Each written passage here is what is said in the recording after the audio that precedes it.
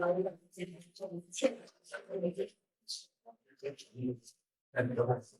morning, Mr. Huddleston. Sir, you're charged with tampering with a government record. You were facing up to 6 months in jail and or a $2,000 fine. We are going to do probable cause. You have the right to remain silent. Anything you say can and will be used against you. You have the right to have an attorney present. If you cannot afford one, will be appointed to you. All right, let's break this down.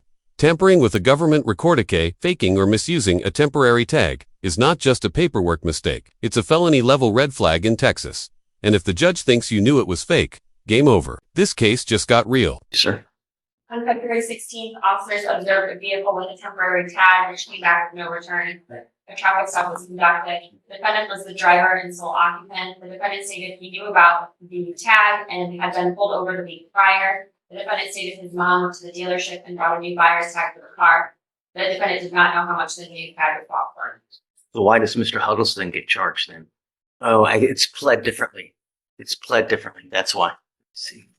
It's pled here as use as opposed to purchasing. And I think that that's why. So let me see. And I did notice it showed up as tampering with the record insurance document, but it looks like on the complaint it is tampering with the record.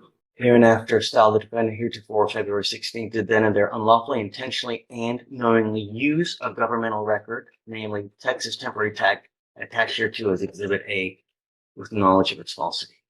So one of the parts is it says with knowledge of its falsity.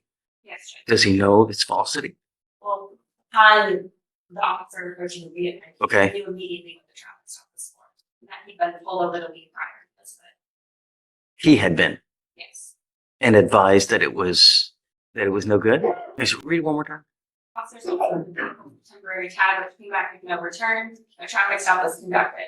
The defendant was the driver and sole occupant. The defendant stated he knew about the tag and was Okay. pulled over the week. Right. Okay. You can hear the judge working it out in real time. This is not law and order, it's more like real court, DIY edition. Huddleston may have thought his mom handled the tags, but the legal system does not care who went to the dealership. If your name's on the wheel, your name's on the file. Mr. Huddleston, I'm going to find that there's probable cause to go forward with your case. Can you run his license? See if he has a valid Texas license, please. I am ordering you as a condition of your bond, sir, not to drive any vehicle unless you have a valid Texas driver license and liability insurance in your name. Do you understand? Yes, sir. These are your bond conditions, meaning that if you don't follow these bond conditions, a warrant for your arrest will be issued. You will go to jail. No more PR bonds. What's more is you are on felony probation. You've now picked up a new case. Best be on the lookout. It's very possible that they never. Oof. This man's not just on thin icy skating on a puddle. Felony probation is basically your last warning. You mess up while on it, you do not get a slap, you get a cell. Now issue a warrant. His license is valid. So you mind filing that then? No driving with that both, please. Tell me, Mr. Huddleston, do you have the ability to hire a lawyer? Well, I'll have you fill out an application. I'll take a look to see whether you qualify. All right? Do not leave until you sign our bond conditions. You understand? Come on. Mr. McGee, I mean, I don't even know what happened, but I'm in shock, man. You're on deferred for an unauthorized use of a motor vehicle. Since January, you picked up a failure to ID, an evading arrest, 2 theft cases, another evading arrest, another UUMV, and another burglary of a motor vehicle. So we have. Whoa, excuse Hold me. on. Sorry. We're going to do probable. I have no idea what happened. We'll do probable cause on all of them because I have no idea. All I know is that you've got one. Let's pause. 8 open cases. That's not a legal problem, that's a lifestyle. The judge's tone shifts. Here notice how disbelief becomes exhaustion. This is not just about crime anymore, it's about a complete breakdown in choices. 1, 2, 3, 4, 5, 6, 7, 8 open cases. So let's do this. I see, so far, from January 23rd of this year, he had a failure to ID evading. We've already done probable cause. It's been found that there's a bond set. It looks like February 14th, a felony theft was picked up. A bond has been set on that case. Probable cause has been found. Now, as of 2/15, the next day, you picked up a theft, evading arrest, another unauthorized use, and a burglary of a motor vehicle. So we're going to do probable cause on all those cases. You have the right to remain silent. Anything you say can or will be used against you. So I guess, can you start with the theft? Yeah. So in this case, you're facing up to 6 months in jail and or a $2,000 fine. On February 14th, 2025, officers were dispatched to 6955 Sam Houston Freeway regarding a shoplifter. The call note stated that a black male wearing blue jeans and a brown jacket was inside the store concealing items. The officer observed the defendant walking outside the location and through the parking lot. The officer attempted to make contact with the defendant, who then began to flee on foot.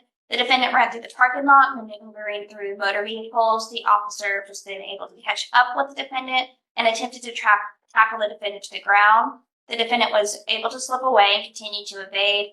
The officer was able to tackle the defendant to the ground, but was still attempting to stand back up and get away. So the officer struck him one more time to gain compliance, and he evaded for approximately 50 yards. Where was that theft from?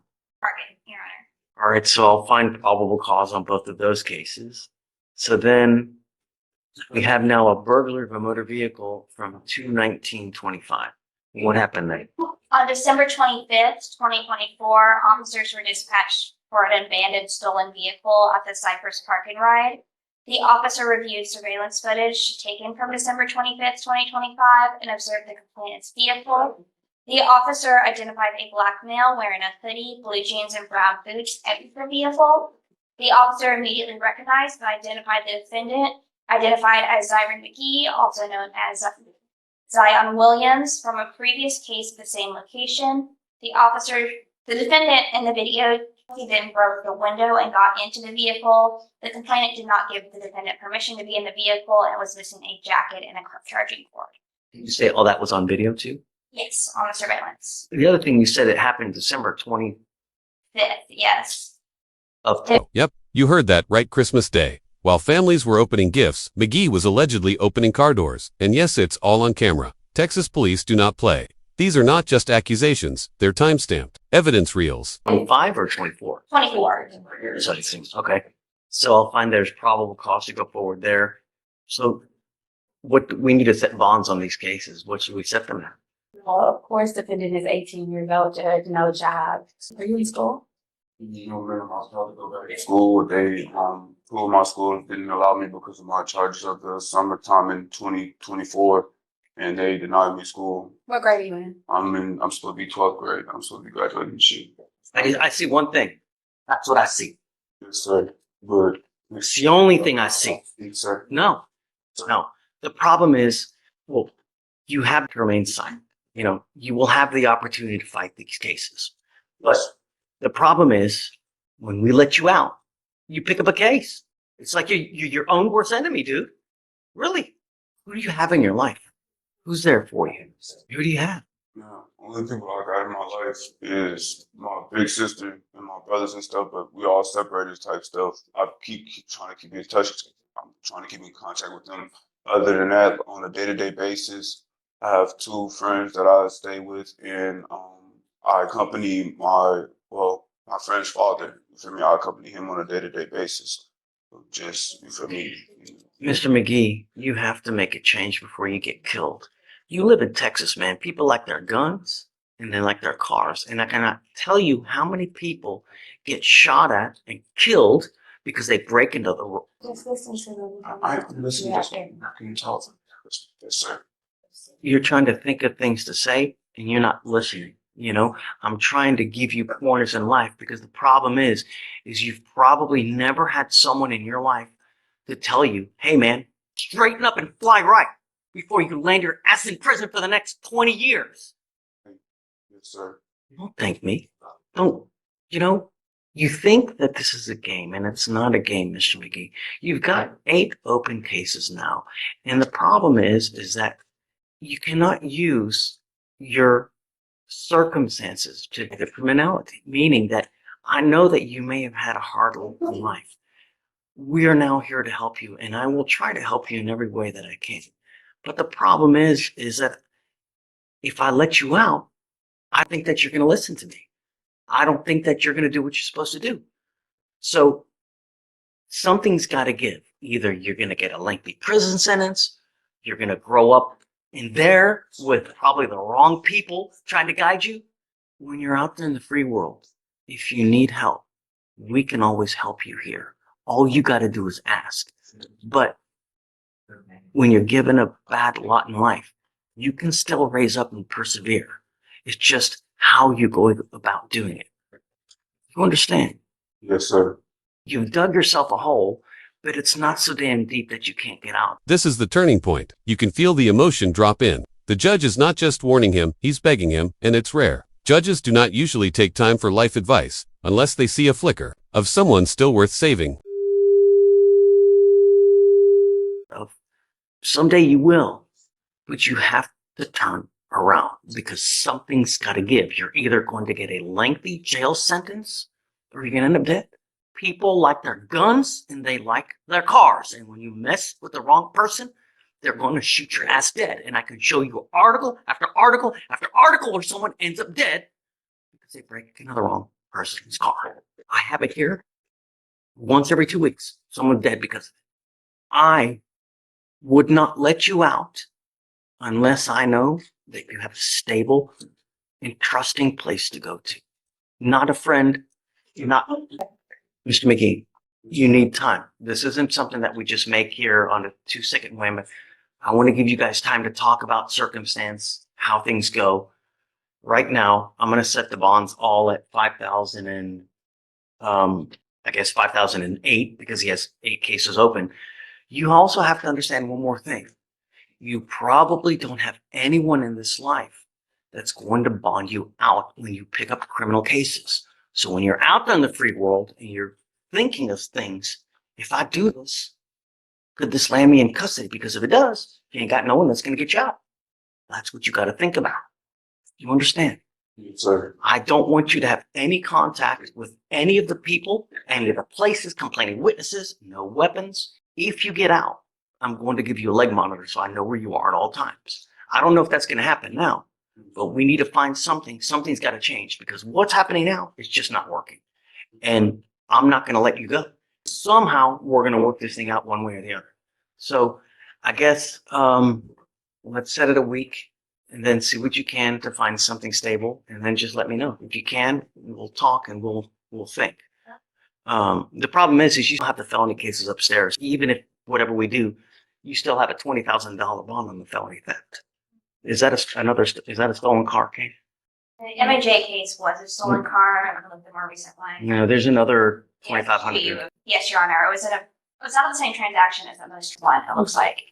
So yes, it was a stolen vehicle. And to make it a bond condition that he doesn't go near any cars. Your Honor, the state would be requesting Can't it. Yes, breathe they air. Yeah, well, obviously, but the problem is I don't know where to have a curfew. You need a place to go to. So that's one of the issues that we have, right? I was just on my It list. really sucks, man. It really does. I wish that things were different. Start listening to people who care, because that's the only way you're going to start getting help around here. Eventually, you'll get out. If you ever need anything, we have cell phones, tablets, places for you to go, to eat. You want a job? I can get you a job. We have damn near anything that you could possibly want. All you have to do is ask. 5,008 on all the ones that don't have loans now. Guys, hey, I don't want you to talk here because we got a whole audience here. It's not good. We'll get you back there talking. Thank you, Judge. We'll work it one way or the other, but you're your own worst enemy, my friend. Yes, sir. It's got to stop. I will. Okay. Thank you, Judge. Thank you. Yes.